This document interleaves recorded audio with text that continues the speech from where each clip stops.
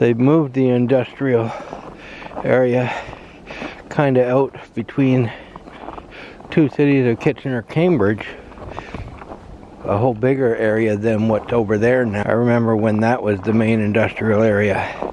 There was that one here in Kitchener, and up at the top end of Waterloo there was another one they considered the main industrial area for Waterloo.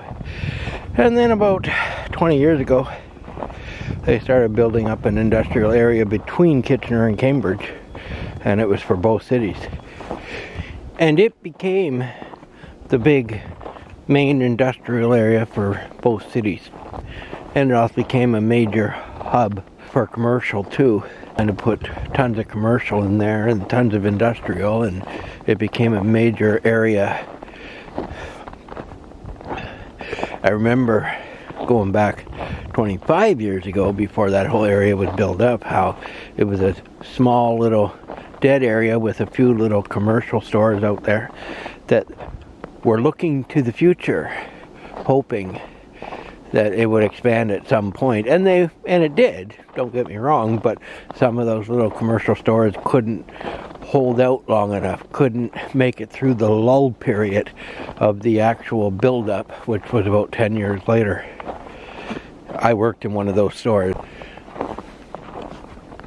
But some did last, some did stick it out, and some made it. And I drive by the area today. Some that were there 30 years ago are still there to this day.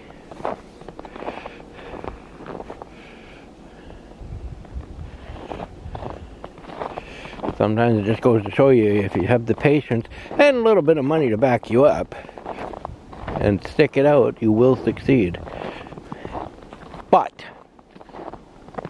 the little bit of money is what counts the most, because you always need that money to back you up, in my opinion. I mean, unless you have family and friends that are willing to work for you for nothing, people don't work for free. Speaking of working for nothing, it kind of reminds me of my teenage years when I had two friends. One owned the pizza shop and one owned a sub shop, and I used to help them both out all the time. I didn't get paid for it, they were my friends. I'd go in and work shifts with them and help increase their business, but I didn't get paid for it.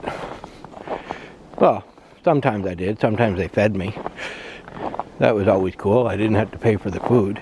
I still didn't get paid my hourly wage. But I was just a teenager, I lived at home, I didn't need the money. Oh, I think I see a squirrel. Just sitting there minding its own business. Up in a tree. Can I get it? There you are. What should we call you? Fred? Oh, you don't want to be called Fred, okay. Fine, be that way. I say call him Fred and he runs away. Maybe it was a female and got offended. Who knows? Could have called him Frederica. Haha, that's funny. Just saying. I was hoping that he was going to sit still long enough not only to video record him, but to take his picture too. But no, he said, no, go away, I don't want anything to do with you. He said, I was warned about you. I knew you were coming. I was hoping you weren't going to see me if I stayed still, but apparently I was wrong. That's what he said. Oh, before I saw the squirrel, I was getting to a point of all my rambling.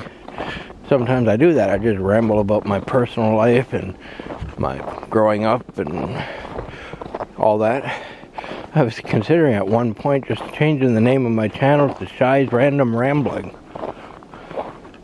I thought, hey, that has a ring to it. But who knows?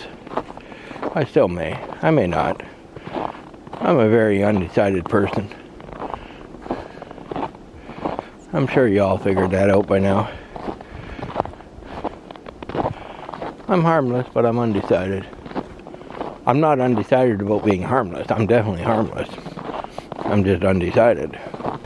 And why I ramble a lot is because I do all this hiking alone.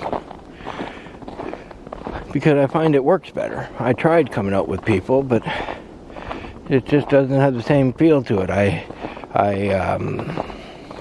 hesitate in what I'm saying on camera, and I get wrapped up into having a conversation with them, and not that I mind them coming out with me, it's just, it's not the same feel.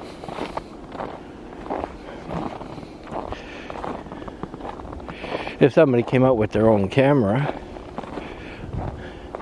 and walked with me and did their own filming and shootings and recordings, it'd probably be a lot different, because then we could go back to the vehicle afterwards and discuss what we each saw and how we both felt, and maybe put that as a ending on our videos.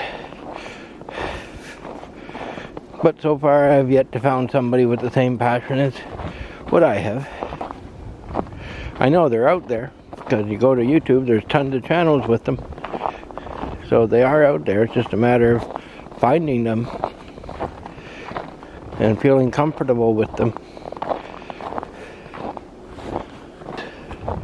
It definitely is a very quiet pathway.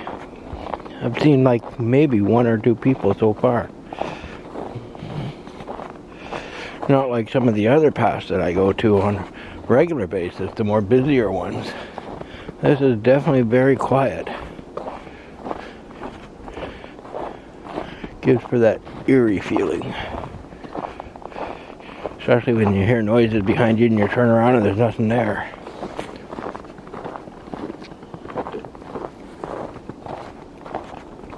And I don't know why. Maybe it's because of the no winter maintenance. Because it seems like a fairly nice trail. One that I would definitely want to come back to. And probably will. Hey! I don't know if some of you new subscribers who are watching this recording right now have doubled back to watch any of my other older recordings. But in case you haven't, you should know that it's not all about just walking the path, which it seems like right now because it's winter and there's really not much more to be doing. Most of our seasonal birds are gone. Squirrels don't want to come out to play as often. I don't see very many chipmunks in the winter. And you can't go looking under rocks and logs when they're covered in snow and ice looking for other creatures. But just so you know, when the weather does start warming up and the snow does start melting and the sun does start shining a lot more, I will be moving logs and rocks and boulders and looking for other types of creatures and anything else I may be able to find. Not just creatures, but you know, maybe I find something valuable. Maybe I don't. But I never know until I start moving this stuff or start digging it out. So hopefully come the springtime, this channel is more than just walking on a winter path. What is he talking about now? He seems to be rambling on about nothing. Well, that's what I do. I ramble on about nothing. That's just me though. Coming up to another path. I don't think I'm going to my right because that's going to take me away from the loop, I believe, and at least I'm believing that's probably just going to take me out onto the street, so I have to go to my left, which is back to towards my vehicle. With that being said, the path doesn't look as that well traveled. Hey, what do I know? I could be wrong.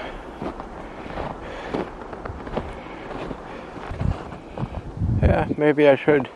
Doesn't look like the path to take. The path more traveled is this way. So we'll turn around. Maybe it still goes a little over that way before it loops around. Maybe this is just one of those little shortcuts. Who knows? Apparently I don't.